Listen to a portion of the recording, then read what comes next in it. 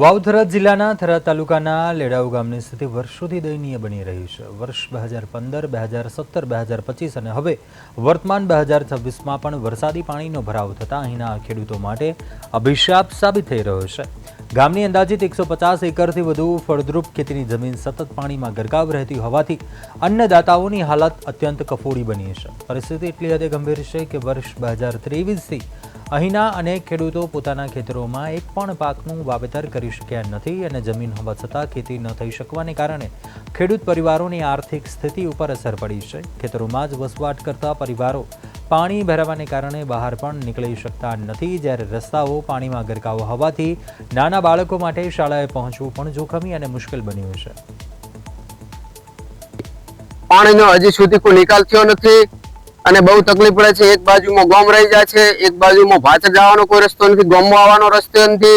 અડધા ત્યાં રહે છે, અડધા અહીં રહે છે અને આ બાજુ શાળા આવેલી છે, શાળામાં પણ 2-2 મહિના ગેરહાજર છોકરા રહે છે, ત્યાં જવરાતું નથી અને આ 200 થી 150 એકર જમીનમાં પાણી પડેલું છે। આનો કોઈ હજી સુધી નિકાલ થયો નથી અને વારંવાર અમે રજૂઆત કરી છે પણ હજી સુધી થયો નથી। પણ હજી સુધી સરકાર શ્રીને નમ્ર વિનંતી કરું છું કે આ પાણીનો કંઈક ને કંઈક નિકાલ કરાવે તો અહીંના ખેડૂતો ત્યાંની જમીનની અંદર બેઠા રહે, કોઈ ઘાસચારો મળતો નથી। ગામની અંદર ભરાવા જવાની તકલીફ, ગામમાં બીજે કોઈ દેણું બીજું દેવા જવું તો તકલીફ, જવું ક્યાં, આ પરિસ્થિતિ ઊભી છે। આ જે રસ્તો છે આ લાલપુર પ્લોટ વિસ્તારનો રસ્તો છે। આ સ્કૂલ ઉપર શાળા આવેલી છે, અહીંથી કમસે કમ 600 મીટર ઉપર સ્કૂલ આવી છે। બાળકોને ભણવા માટે કેવી રીતે જવું? એટલે સરકારને અમારી એટલી જ રજૂઆત છે કે આ 15 થી કરીને 26 સુધી 10 વર્ષ વારંવાર રજૂઆતો કરી, લેખિત અરજીઓ આલે પણ સરકાર ધ્યાનમાં લેતી નથી।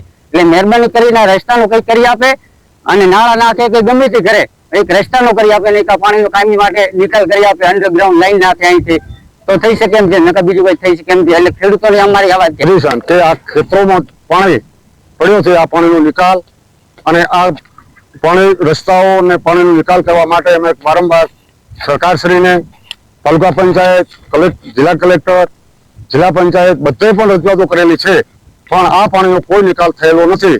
તો વારંવાર રજૂઆતો કરવા છતાં અમને આ પાણીનો નિકાલ 2015, 2026 સુધી હજી સુધી પાણીનો નિકાલ થયો નથી અને અહીંથી લગભગ માજમપરા પુલથી કરી અને ભાચર ટીસણ સુધી પાણી હાલની તારીખમાં ભરેલું છે। 250 એકર જમીન છે, એ લોકોને સર્વે કરવી હોય તો કરી નાખે આખી ટોટલ બરાબર। અહીંથી રસ્તા 6 મકાના બંધ છે, બ્લોક છે, કોઈ બેન કુવાસી ને દવાખાને લઈને જવું હોય તો તકલીફ પડે છે। મારે હજુ આ પરમ દિવસે દવાખાને જવું પડ્યું, ત્યારે રાતે ગાડી પાણીમાં પડી ગઈ હતી આખી।